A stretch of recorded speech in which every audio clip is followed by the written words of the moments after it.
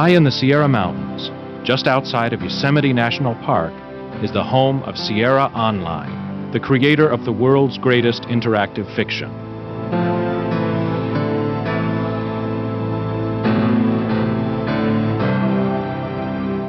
Once again, Sierra is breaking new ground with one of the most captivating, challenging, and intense interactive stories ever created.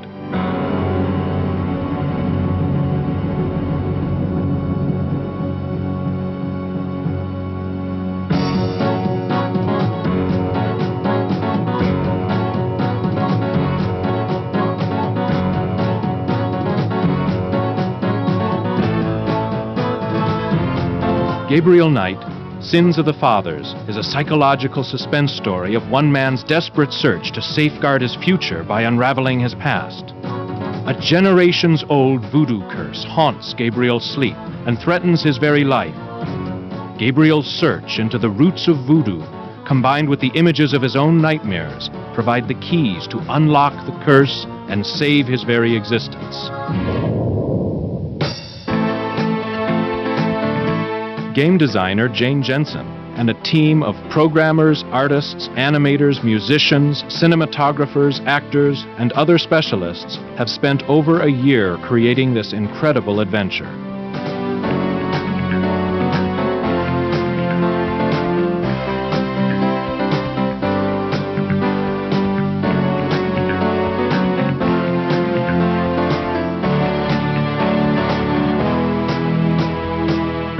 Come, join us behind the scenes for an inside look at the making of Gabriel Knight. Jane began the Gabriel Knight project immediately following her work as co-designer and writer for King's Quest VI, which was the best-selling computer game of 1992. For Jane, Gabriel Knight was a true labor of love. Well, I came to Sierra Online because I really loved adventure games. My first one was King's Quest IV, and I loved the medium the way it was. I love puzzles of all kinds, and I like the graphics. But as a writer, when I came here, I kind of got inspired thinking about how far this medium could go. Sierra was already at that point changing a lot of its direction, and I feel very strongly that this medium can be as powerful of entertainment as any film or any book or any comic or whatever medium you have. And I don't think that, I try not to limit my thinking about the powerful nature of the story because it's a computer game. I think that we can make computer games that are just as good as any other form of entertainment. With Gabriel Knight, Jane also pioneered a number of changes to the familiar Sierra game interface. We get letters from people saying they think that the game assumes too much. It assumes that they want to pick up something when they click the hand on it where they may have been trying to open it. So I wanted to try to keep the point and click and the icons, the visuals instead of words, and introduce a little bit more freedom of action. That and the dialogue trees are the way we've done that with Gabriel Knight. I think it's made it a very difficult game, but I hope that people will take a little time to get used to it. An experienced team of artists and animators transformed Jane's vision into the game's distinctive style and appearance. Lead illustrator John Schroeds created an overall art design that borrows from the dark look of film noir, combined with the distinctly stylistic appearance of graphic novels. We used the graphic novel as an influence for the cut panel format to bring out climaxes in the storyline. A talented team of artists created over 80 breathtaking original background illustrations and scores of cut panel and dream sequence pictures. Like the sets of a motion picture, they create the backdrop for the incredible world of Gabriel Knight. Lead animator Michael Hutchison harnessed an arsenal of animation tools and techniques. Over 2,000 individual animations and dozens of cinematographic and cut panel sequences were created. The resulting game visuals define new standards for interactive adventures, giving Gabriel Knight the look and feel of a motion picture production. Well, one of the things that we were really excited about when we started work on Gabriel was the opportunity to really make it visually any way that we wanted to. It's the first in the series, and we weren't locked into any particular style with this game. We could We could have the cut panel sequences of stills and then animate those in comic books fashion. We could have video capture. We could have 3D studio. We could composite all of these different mediums into one, and really get some pretty exciting effects, I think. The programming team integrated the graphics, animations, cinematographic sequences, user interfaces, puzzles, dialogue, narration, sound effects, and music, creating the final game. The main challenge for us is the movie-like quality that we can attain with the CD game. Previously, we would have dialogues would always be in text, and the action would basically stop. Now we have the talking going on while the action is going on, and synchronizing those two things is a new experience for me, but it really gives the game an extra flavor. Before, we took text-based games and turned them into CD games, so we really got a text-based game on a CD. Now we have a truly CD-oriented game. The musical soundtrack has always been a distinctive element of Sierra games, and Gabriel Knight is no exception. Game producer and musician Bob Holmes composed an enthralling soundtrack of original music that sets the mood and adds depth and dimension to the world of Gabriel Knight.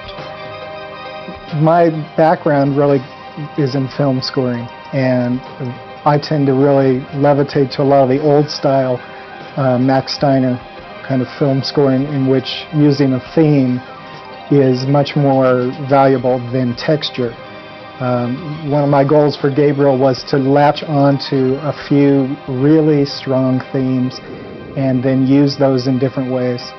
Gabriel was a great vehicle for music because of the texture and the darkness and the tone.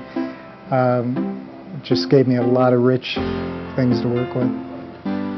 The musical score is augmented by hundreds of realistic sound effects. This brings a cinematic scope to the game's soundtrack and adds life, energy, and believability to the game-playing experience. I really don't want to be dead. Can we try that again? Perfect. The compelling characters that were created for Gabriel Knight took on a whole new dimension, thanks to the star-studded cast of Hollywood veteran actors enlisted by Sierra to provide their voices. About Detective Mosley. The Hollywood Reporter proclaimed that Gabriel Knight is the first time an all-Hollywood cast of name actors has been assembled for an interactive movie. Veteran Hollywood producer, director, writer, and performer Stuart M. Rosen signed on to cast and direct the voiceover actors. Rosen has directed hundreds of hours of animation voiceovers and on-camera television. He has been honored with scores of awards, including 10 Emmys. Gabriel Knight absolutely measures up and is far and above a number, in fact, I'd say most things that I've done, in many ways. You know, obviously it's a different form. It's not, quote, a film, and it's not a television series or a half-hour or an hour special. So it's different. It's a different form. But I think it's outstanding. I'm very proud of it. I want everybody to see it. With nearly 7,500 lines of dialogue and narration covering all the possible paths the player could follow, this project was the equivalent of directing voiceovers for 5 full-length animated feature films. Gabriel Knight was Rosen's second collaboration with Sierra. He also directed Robbie Benson and others for the CD-ROM version of King's Quest VI. Drachen means dragons.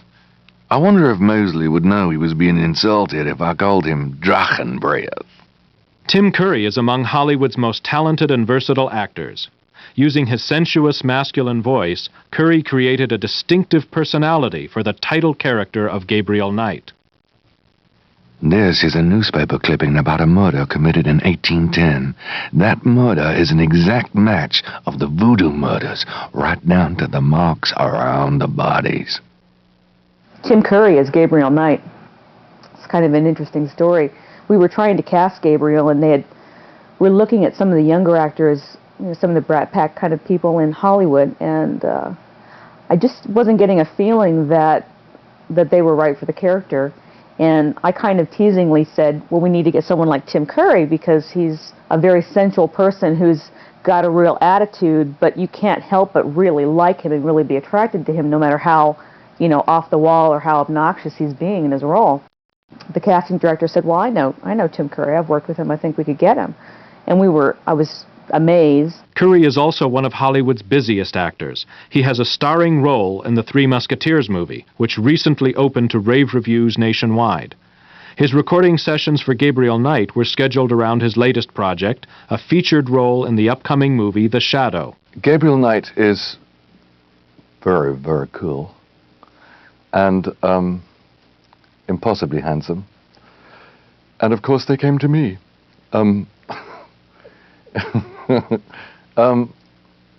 He's enormous fun for me to play because I'm a huge fan of New Orleans, and I go there quite a lot. So it had never really occurred to me that anyone would ever want me to play somebody from New Orleans. So I kind of leapt at the chance, but also it's really very exciting to be part of this kind of whole new kind of development, because any new way to infiltrate myself into your minds.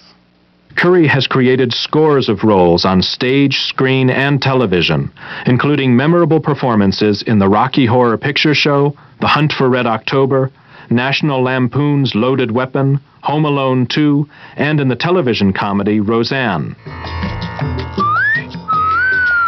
Ooh, baby, I love the way you move. Mark Hamill is best remembered for creating the role of Luke Skywalker in the Star Wars motion picture trilogy. Since then, Hamill has concentrated on stage work, with leading roles in several Broadway productions. He displayed his talented versatility in creating the voice for Detective Mosley. Give me back my badge. Now, Knight! Well, I'm basing him on various people I might have met, a little mixture of Gary Busey with Randy Quaid, with Mr. Anderson, and I think he's a very pragmatic guy, sort of by the book. He finds the protagonist to be someone he has to work to catch up with. But it's fun and it'll all work great, but for the actor it's very difficult. It's very schizophrenic because they ask you a question and you have 5 responses. Oh, wait a minute, I got to call the chief and see if it's okay. Oh, wait a minute, I got to call my wife and tell her I'll be home late for dinner. Now, wait a minute, I got tickets to the ball game tonight. It's like nothing I've ever done. And I'm having a great time doing it. Rising star Leah Remini brought the right mix of wit, sarcasm, humor, and compassion to the voice of Gabriel's assistant, Grace. She provides a balance for Gabriel's sometimes chauvinistic behavior. Well, I did get her address, but you're a little out of your league here, big fella. Among her numerous television roles, Remini guest starred in several episodes of the hit series Cheers, and currently has a recurring guest role on Evening Shade. Gabriel Knight was her first interactive work. When you're on camera, you could use your face and you can mug and you could do things, and whereas when it's just your voice, you think you sound great and you think you're doing this great acting job, but it really just sounds very flat, and it sounds like you're reading. And when I have the lines in front of me, I forget that I have to act. So the director will say, okay, do it better this time, but this time act. So I'm not really good at it. I'm getting better, though. So, but it's easy with these. I love the characters, so this one I find very easy. I see. By the way, I forgot to warn you, Mr. Knight. The local cemeteries are quite dangerous. Muggers, vandals. I would avoid going there alone, if I were you. While the face may not be immediately recognizable, the voice of Michael Dorn is unmistakable. Best known for creating the character of Worf on Star Trek The Next Generation, Dorn's commanding, resonant voice was a perfect choice for Dr. John. You! What are you doing here? You know, Worf is very distinctive. He has a very distinctive voice and a distinctive way of talking. And sometimes you could get into trouble by all of a sudden slipping into the Worf character just by the way he talks, and that's probably the hardest thing is getting out of it now. It's been 7 years, and so immediately you go into it. Although Worf his voice is a lot lower than mine, and he's a lot more stern and serious than I am. The role of Wolfgang is brought to life by the talents of stage, screen, and television legend Ephraim Zimbalist Jr. We must locate the tribe's original African homeland. Her remains might be there, or they might be in New Orleans, buried among her descendants. His performance on Gabriel Knight adds interactive entertainment to his resume that covers more than 50 years in all facets of the entertainment business. This is different in that you don't know anything. I mean, you come in and you read a bunch of choices, and you don't know which is the right one or which is the wrong one. False leads, true leads, and so forth. So it's a multiple choice performance based on a significant lack of knowledge, I think. Gabriel Knight defines a new chapter in the evolution of computer games. The CD-ROM provides the storage capacity required to bring you this artful mixture of industry-leading interactive game design, state-of-the-art computer technology, and award-winning Hollywood performances. This is very entertaining. I mean, the storyline itself is sophisticated. It's the kind of story you would see in a feature film or on cable television rather than network television.